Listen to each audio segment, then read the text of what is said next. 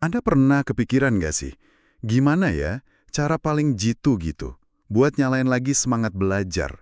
Mungkin buat anak, atau tim di kantor, atau ya buat diri sendiri aja gitu. Seringnya kan kita pakai cara yang itu-itu lagi. Nah, kebetulan nih, sumber kita hari ini, artikel dari Acitya, itu ngasih ide yang lumayan beda. Katanya kuncinya itu mungkin ada di eksperimen sama penemuan mandiri. Jadi kita mau coba bedah bareng nih, gimana sih pendekatan aktif kayak gini bisa jadi pemicu motivasi yang kuat gitu.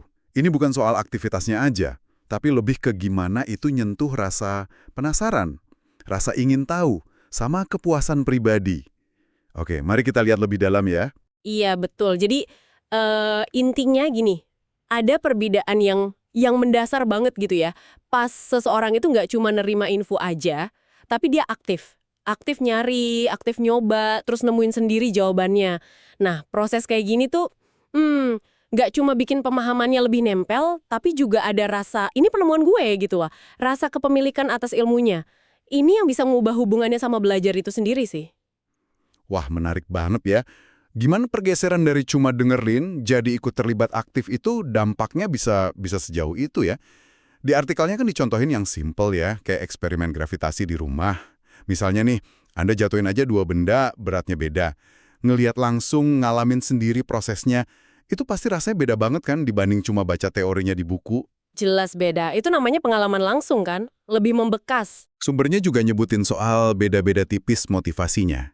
Ada rasa puas kalau berhasil nemuin sendiri, tapi kalau kerja kelompok pas eksperimen, itu juga ada dinamika serunya sendiri ya. Betul. Nah, kalau kita fokus ke bagian penemuan mandiri itu, atau pas Anda misalnya berhasil mecahin soal yang susah banget, atau nemu fakta sejarah yang, wah baru tahu nih, itu ada ledakan kepuasan tersendiri. Rasa bangga, rasa berhasil, itu, nah itu jadi bensin buat percaya diri. Yang penting di sini tuh gimana percikan sukses kecil ini bisa bikin ketagihan. Maksudnya, jadi pengen belajar lebih banyak lagi. Untuk mulai, katanya sih ya coba aja tanya kenapa atau gimana. Terus ya beraniin diri buat nyoba, amati, cari info pendukung, diskusi sama orang lain. Nah, ini nyambungnya ke poin yang kadang suka kelewat nih. Ternyata, eksperimen sama penemuan mandiri ini nggak melulu soal IPA atau sains gitu ya. Oh iya iya. Di dalamnya itu ada latihan. Latihan berpikir kritis yang efektif banget. Waktu Anda coba-coba eksperimen kan jadi belajar ngenalin pola. Misalnya, oh suhu naik, reaksinya jadi lebih cepat. Gitu kan? Iya benar, observasi terus cari hubungan sebab akibat. Terus pas riset sendiri belajar narik kesimpulan dari data. Bedain mana fakta, mana cuma opini orang. Sampai akhirnya ya nimbang-nimbang informasi buat ambil keputusan. Itu kan berpikir kritis banget. Contoh yang di artikel itu pas banget sih, bayangin ada siswa analisis macet di depan sekolahnya. Dia nggak cuma ngeluh, aduh macet lagi. Tapi dia amati, oh jam segini nih puncaknya, coba hitung mobilnya, terus mikir, ini kenapa ya? Jalannya sempit, lampu merahnya kelamaan. Jadi dianalisis gitu ya faktor-faktornya. Iya. Nah, dari situ dia bisa aja usul gimana kalau durasi lampu hijaunya ditambah. Atau perlu jalur sepeda nih.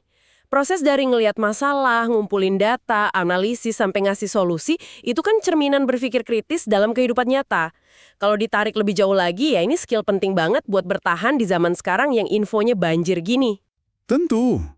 Biar proses eksplorasi, penemuan ini lancar, lingkungannya juga harus pas ya. Perlu ngerasa aman gitu buat coba-coba, nggak takut disalahin kalau gagal. Terus ya, akses ke info atau alatnya juga penting. Betul, dan peran pendamping, entah guru atau fasilitator lain juga penting. Bukan ngasih jawaban langsung ya, tapi lebih ke ngasih pertanyaan pancingan, ngarahin dikit kalau buntu. Itu bantu banget. Oke, jadi rangkumannya nih buat Anda, apa sih intinya? Ya, eksperimen dan penemuan mandiri itu cara ampuh banget buat ningkatin motivasi belajar. Kenapa? Karena kita jadi terlibat penuh. Rasa ingin tahu kita kebangkitan, terus ada rasa puas pas berhasil nemuin sesuatu. Dan yang gak kalah penting, itu sekaligus ngasah kemampuan kita mikir kritis. Wah, ini kombinasi mantap sih. Dan perlu diingat juga ya, prinsip ini tuh berlaku buat siapa aja. Nggak cuma buat anak sekolah. universal sifatnya. Rasa penasaran, rasa puas karena nemu sendiri, itu kan dorongan alami manusia buat terus belajar dan berkembang. Sepanjang hidup malah. Ini jadi bikin mikir juga ya, gimana caranya kita orang dewasa ini tetap bisa jaga api penasaran itu tetap nyala. Nah, iya. Jadi sebagai penutup nih, coba Anda renungkan sebentar. Gimana ya caranya semangat eksperimen dan penemuan mandiri ini bisa Anda bawa ke cara belajar Anda sehari-hari? Atau mungkin pas lagi hadapin tantangan kerjaan atau masalah di rumah? Eksperimen kecil apa sih yang kira-kira bisa Anda coba hari ini buat memahami sesuatu di sekitar Anda? Jadi sedikit lebih dalam gitu?